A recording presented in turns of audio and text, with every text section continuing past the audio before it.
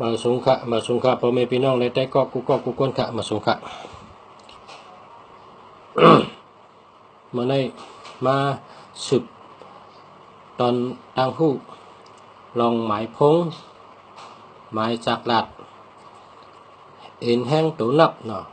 ตัวนับมีแห้งตัวนับเนี่ยมีแห้งกูโตค่ะตัวไรหูที่ป่องมันก็เปมันมีแห้งเลยอย่าไปนาดีใจเพราะใจตัวนับเชื่ออันดีแล้วก็มันจะดีขึ้นเพราะใจตัวนับจังหือก็ดีกว่าจังนั้นเพราะใจตัวนับอันแมนร่ำตั้งหลูเจ้าเก่าในก็ตั้งหลูเจ้าเก่าเต็มปิดจุงเต็มทวนตั้งเยิงอันเจ้าเก่าตั้งมุงมองเจ้าเก่าตั้งหลูเจ้าเก่าเต็มปิดจุงเต็มทวนนะก็เพราะฉะนั้นแหละตัวนับอันเขาเอามาใจนั่นเขาพูดที่ป่องมันค่ะตัวนับนั่นนะตัวนับกูมิวเนี่ยมันมีตีป่องค่ะนะมีตีป่องกูมิวตัวนับหมายพงตัวนับหมายจากลาดเนี่ยมันลำลองเลยเปิ้นนะหมายเฮิรนก็ลำลองเพราะว่าเขาอยู่ชื่อกันหลายก็หมายก้าหมายรถก็ลำลองเพราะว่าเขาเจอกำไว้เขาก็จอดไว้เขาก็กึดไว้ห้ำมันอยู่ช่องพัดตาเสหมายพงหมายจากลาดเนี่ยมันอยู่ช่องพัดตาเสกูขิงกูย้ำมันอยู่ชับตัวเขาก็เพราะฉะนั้นแหละพี่น้องเขาได้ก็เขาพอไม่พี่น้องเขากูก้นพอเตะเจอตัวนับพอเตะเจอหมายพงตัวหมายจากลาดเนี่ยหลูหูตีป่องมันดีจังก็เจอค่ะเพราะหูตีป่องมันยาวเจอมันเตะจอยเจ้าเก่าถึงยอดขอดไปนะตั้งเอ็นอันเจ้าเก่าตั้งมุงมองเจ้าเก่าตั้งเยิงอันเจ้าเก่าเปี้ยจุงเต็มทนเลยกูมิวนะก็เพราะฉะนั้นแหละหลูหูตีป่องมันเฮจังก็เจอค่ะตัวนับกูมิวมันมีแห้งค่ะเมื่อใน เอามาดูชูเจ้าตัวนับปุนตะคนมีศีลมีธรรมคนจ้างดีกรรมดีรัดดีเฮ็ดดีเมื่อนังเจ้าสร้างหมุนสร้างหมุนเจ้ายาเซนายขาวปู่ศีลนายศีลคนแก้งตาลาคนนังกรรมฐานคนเหตุการณ์วิปัสสนาคนเหตุการณ์ดีดังหลายโดยเลยเจอจังไหนครับเพราะเจอจังไหนเนี่ยจอยชูเจ้าการงานการงานขึ้นใหญ่มาสูงมีเงินนะ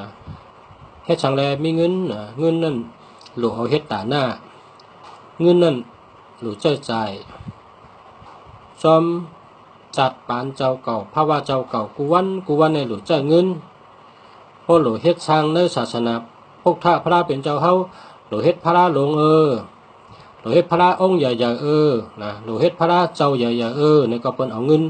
ชื่อทุนชื่อมาอุดนะจังลักษมาเฮ็ดนะก็เปิ้นหลูจ่ายเงินได้เฮ็ดจ้องหลวงได้เฮ็ดจ้องพระนะกูมิวก็เปิ้นหลูเงินนะคนกูก็ในหลูเงินนะเงินในหลูก็เพราะฉะนั้นแหละเพราะเจอหมายพงอันนี้มีเงินมีเจอดีเจอแมดมีศีลมีธรรมนะก็เปิงมันแมนกันจังไหนหมายพงอันเดรัดมันได้เป็นรองตะก้นดีผู้มีศีลมีธรรมผู้มีเจอนะสมถะวิปัสสนากรรมฐานกูมิวเหตุการณ์ตะลาเหตุการณ์กรรมฐานนั่งสมาธิเฮ็ดเป็นเจ้าสั่งเจ้าจ้างหมุนเจ้ายาเซเจ้านายขาวนะแม่ขาวนะกูมิวเนี่ยเจ้าไหนครับจำไหมครับเนาะ459นะ459นะ55 955นะ 559 995 99นะ99 155 515 151นะฉะนั้นเป็นปุณตะผู้ที่จังตลาอยู่ในศาสนาอันนั้นก็เหตุการณ์ศาสนาลองหลีลองจ้างกรรมหลีนะลองพึกเหตุการณ์ดีเข้าใจเหตุการณ์ดีมันก็นั่งตะลามันก็นับหมากมันก็นั่งกรรมฐานมันก็เป็นเจ้าสั่งเห็นดิกธรรมมันก็เป็นหมุนจังเห็นดิกธรรมมันก็เ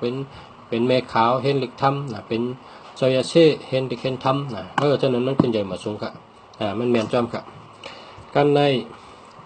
ปุณตะครูสอนห้องเห็นค่ะครูสอนตั้งหลายในจุ่มครูสอนเขาดูเจ้าจังไหนค่ะหมายพงหมายจักรัดปุณตะครูสอนค่ะหมอสอนนะครับพี่น้องหมอสอนยิ่งหมอสอนใจครูสอนยิ่งครูสอนใจหมอสอนยิ่งหมอสอนใจเจออันเป็นหมอสอนเด็กปันเปิ้ลนั่นค่ะเนาะแต่ไม่ค่ะเนาะ1441 1551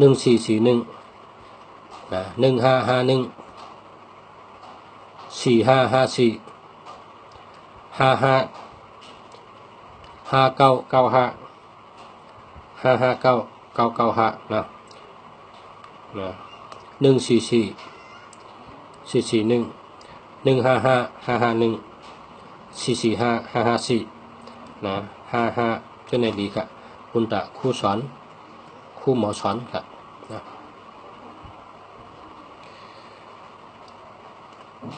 ปุณตะผู้นำครูผู้นำห้องการใหญ่ๆจะไหนนะผู้นำคนที่เป็นผู้นำครูเนี่ยก็แหละนะผู้นำครูก็แหละจะเป็นผู้นำครับอันนี้จำ1441 1551 4554 4994 9559 99 919 199 919ในคนที่เป็นคู่ใหญ่เป็นผู้นำนะเจ้าไหนครับหมายพงหมายจักรลัดแมนจอมนาการ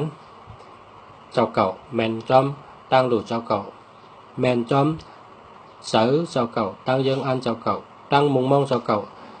เหมือนจอมตั้งหลุดเจ้าเก่าดักเลยจอยเฮอตั้งหลุดเจ้าเก่าตั้งเอ็นอันเจ้าเก่าจอยเฮอตั้งมุงมองเจ้าเก่านั้นถึงตียอดฮอตตีไปปีจุ่งเตียงทนนั่นกันเนาะ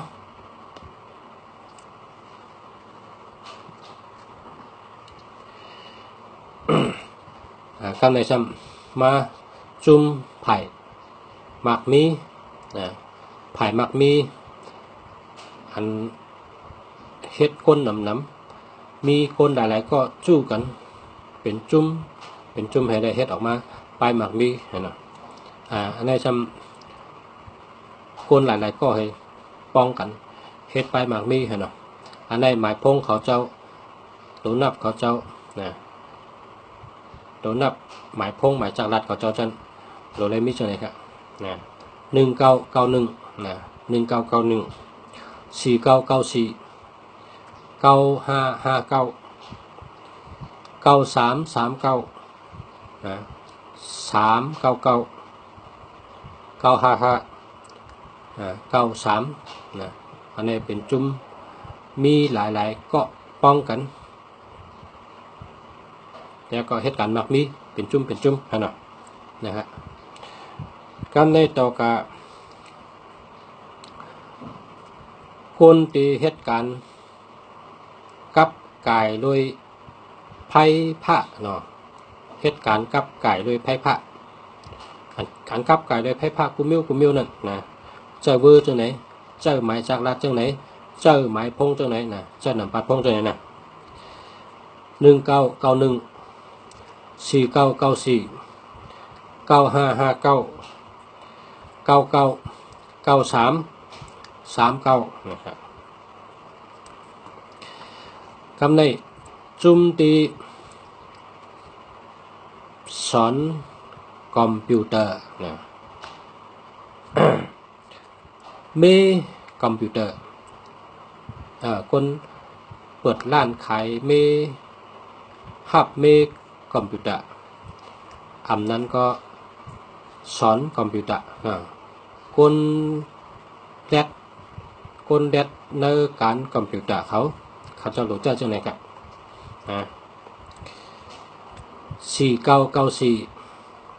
5995 3993นะ